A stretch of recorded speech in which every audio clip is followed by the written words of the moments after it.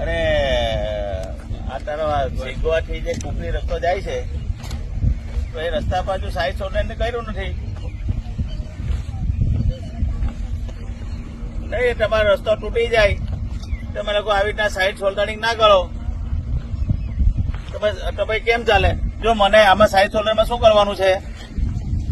Side સોલ્ડરમાં treatment શું કરવાની છે?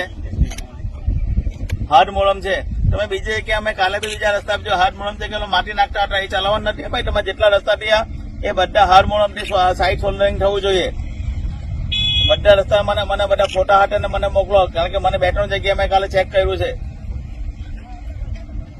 ત્યાં આગળ માટીથી સાઈડ સોલ્ડરિંગ થયું છે.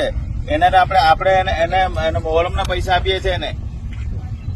ને આ રસ્તો તૂટી જાય એટલે જવાબદાર કોણ પછી? આ ઢાળ અત્યારની તૂટવા માંડી છે.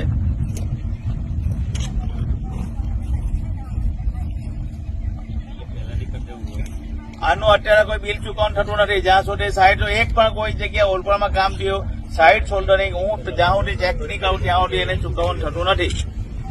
કોઈ પેમેન્ટ કરવાનું નથી. પહેલા સાઈડ સોલ્ડરિંગ કમ્પ્લીટ કરો અને જેને માટી નાખે માટી બી બહાર કરાવો એનું. હા કરાવો, મને કમ્પ્લીટ કામ જોઈએ. કામમાં કોઈ લાલિયાવાળી નહીં ચાલે.